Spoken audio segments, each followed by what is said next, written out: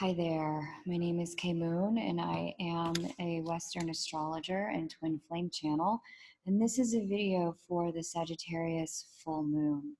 The Sagittarius Full Moon this year takes place on the 17th of June, according to my app at 4:30 a.m. Eastern Daylight Time. And here's a chart for what it looks like. If you've been following my videos, you know that we've kind of headed into a time of a little bit of transition and uncertainty, and there's good reason for that.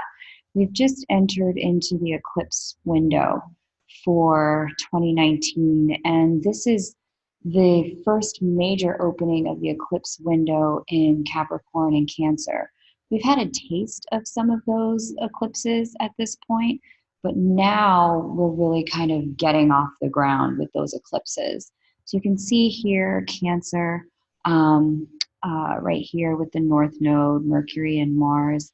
You can see here in Capricorn, the South Node. We've got eclipses coming in. I'm going to talk about those momentarily and show you their significance with this Sagittarius full moon. But if things are feeling a bit up in the air, and if they have since the Gemini new moon, this is why, because we've opened the eclipse portal, we've crossed into it.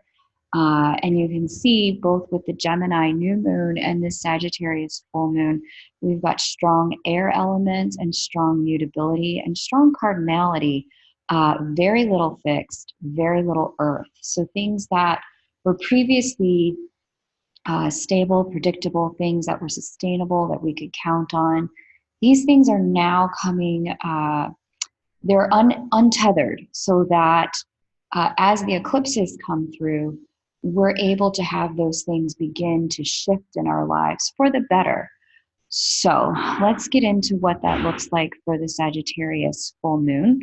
And then we'll talk more in depth about the way those eclipses are playing a part for this full moon and the next new moon.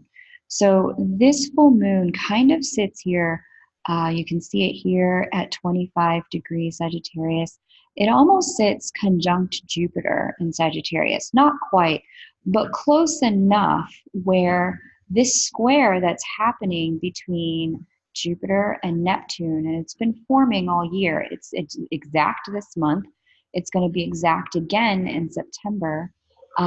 This square has been creating a bit of nebulousness, a sense of optimism, hope, deepened spirituality, and heightened psychic sensitivity for those of you who are psychically sensitive.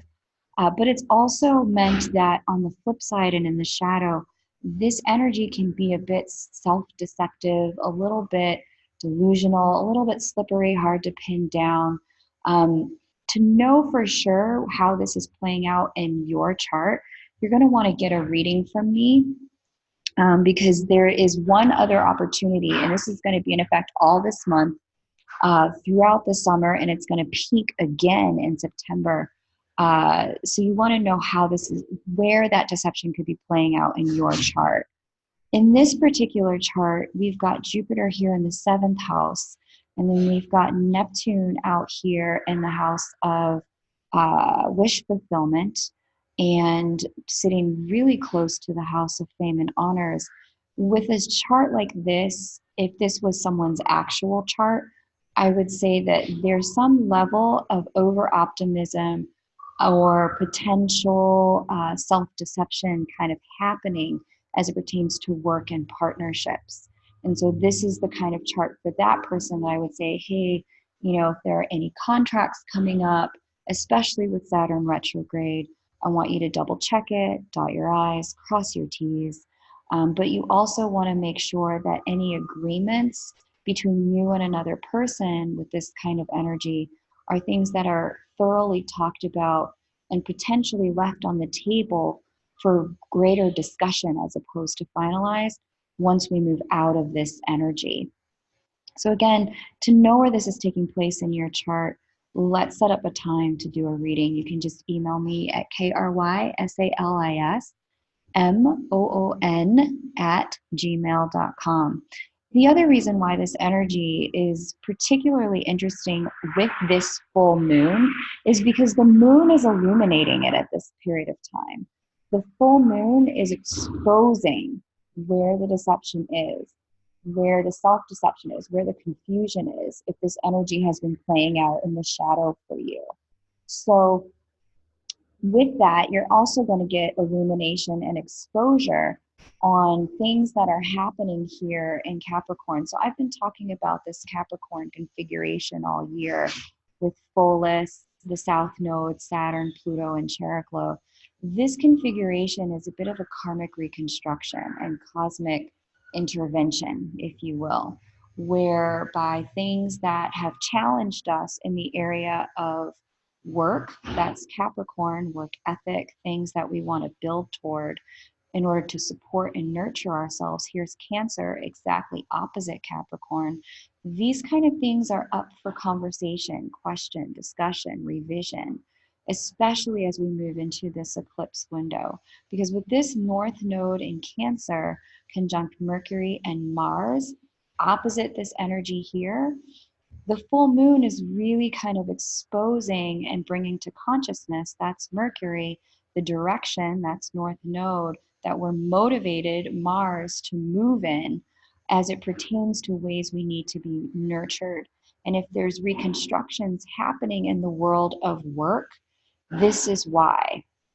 Expect that if there have been changes around work or things that you've been feeling you need to change as it pertains to either work or family, work or home or work-life balance, family, work balance, or working from home, if there's been a knocking at the door around some of that over the last year, it's because this eclipse season that's rolling in is really forcing you to start the process of making the changes before the universe makes the changes for you. The universe will start making the changes for you when we roll into the Capricorn Cancer eclipses next year, because that's when we'll have a trio of lunar eclipses, and lunar eclipses bring endings. That's 2020. 2019 is all about the solar eclipses, and solar eclipses bring beginnings. So if there's been a knocking on the door in those areas of life for you, now's the time to make those changes with divine invitation. Because as I've said in other videos, divine intervention it can be a little less fun. But again, you want to take a look at where that aligns in your chart. In this particular chart, this aligns in the second house and eighth house, and this definitively has to do with money in this chart. However, in your chart, it might be in the house of creative offspring and wish fulfillment. But we can definitely take a look at that if we do a reading together. The next thing that's really interesting about this full moon is that we've also got this Neptune sextiling Saturn here. So you see Neptune at 18 degrees Pisces, and you see Saturn here at 18 degrees Capricorn in retrograde motion, especially in retrograde motion with Neptune sextiling Neptune sextiling Saturn. There's a little bit of an energy of what's the spiritual truth here around the work that I'm doing? And what's the spiritual truth of how I need to be going about it? And giving yourself permission to really dig in and do the work that makes that possible. Because sextiles bring blessings, but they bring blessings only when you put your oar in the water and you're willing to paddle. If you're not willing to do the work, the blessing isn't necessarily there. But with a Neptune sextile Saturn, especially with Saturn kind of conjunct Pluto and South Node, there's a little bit of spiritual blessing coming through from past lives at this time that's allowing this work to become a little bit easier, and a lot of spiritual wisdom that could potentially be past life, and definitely an amplification of psychic capability, intuitive knowing, available to all of us with the light of this full moon,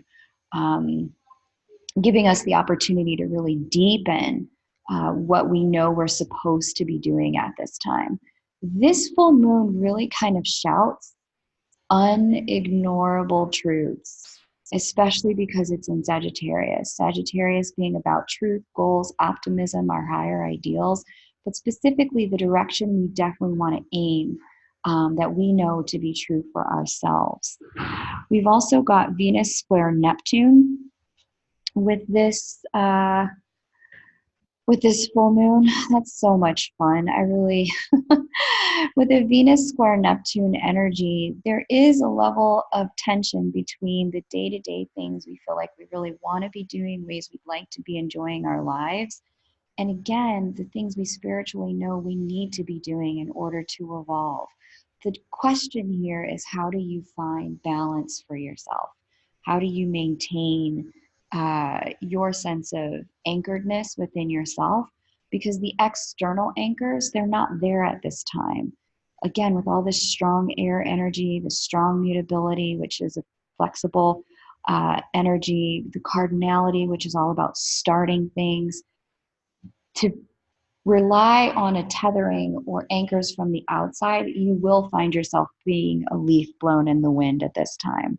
But really finding your way toward routines, rituals, and practices that allow you to feel very grounded, this is going to go a long way in allowing your circumstances to shift without it creating a, I hate cursing, but kind of like a shit show for you. So you really want to find that anchor point internally for yourself. Okay, now a couple of other things that it makes sense to kind of talk about. Yes, so we've got Mars here in Cancer trining Mars trine Neptune. Here we go. Both of these are sitting in water signs and near the end, but not all the way. With a Mars trine Neptune in water, this energy, and it's not just Mars, it's also Mars, Mercury, and the North Node trining Neptune. Again, there's this, and we're entering into this window now, the Mercury retrograde window now.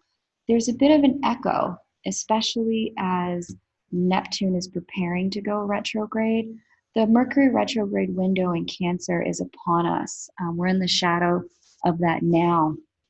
But with this Neptune trine to Mercury touching the North Node in another water sign with Mars here, what's happening here is a bit of illumination. So last year we had grand water trines in all of the water signs, Pisces, Cancer, and Scorpio, that involved Neptune, Jupiter, Mercury, and Venus all year long. And it created this kind of locked energy of deep emotional intensity during the water seasons of last year. You may have found yourself being heavy, emotionally bogged down, emotionally inundated at different pockets of last year.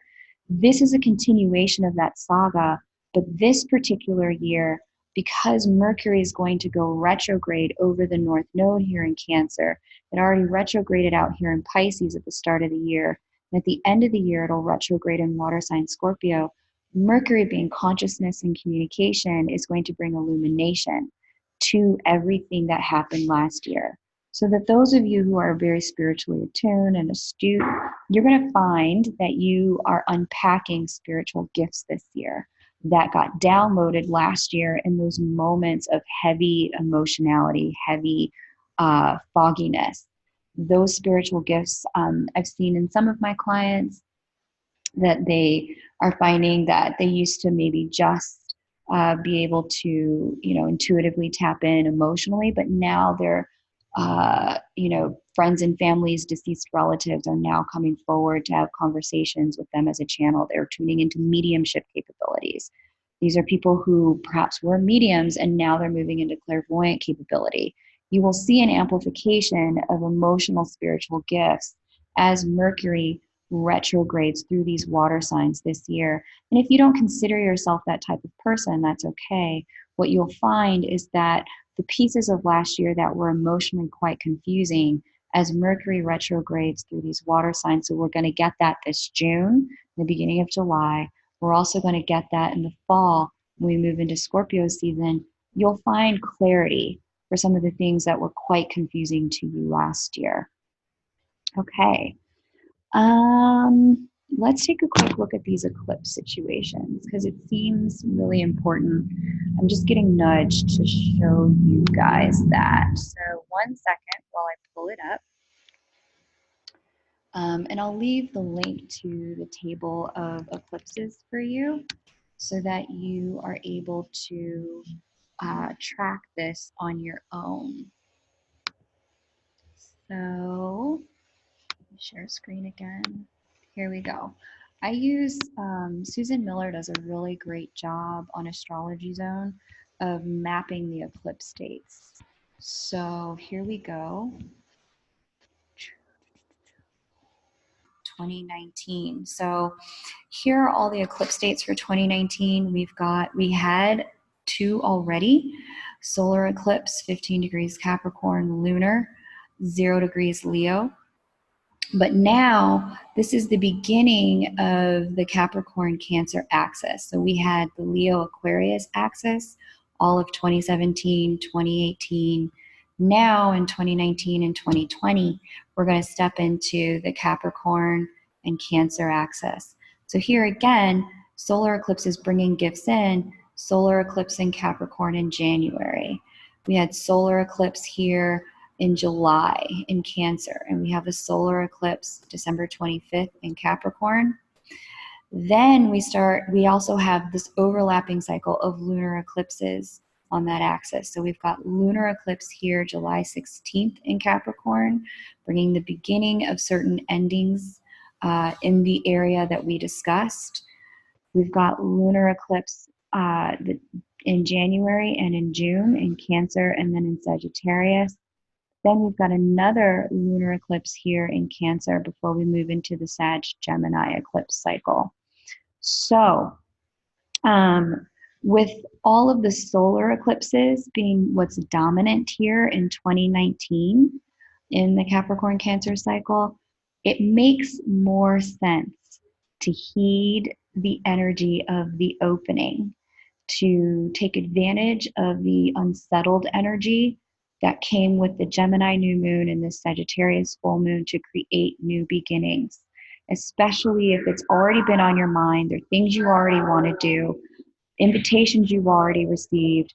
Go for it. This is the cosmic time, because once we move into this eclipse cycle where there are more endings, there's more lunar eclipses going on in 2020, you want to be safely on the other side of the bridge so that once the gates close on the side that you're currently on, you no longer have any ties to the things that it's time to be wrapping up. So thank you again for watching. If you'd like to book a reading to talk about where this eclipse energy is hitting in your chart, or how this full moon is playing out with that Jupiter-Neptune square, email me at chrysalismoon, KRYSALISMOON @gmail.com. Thanks.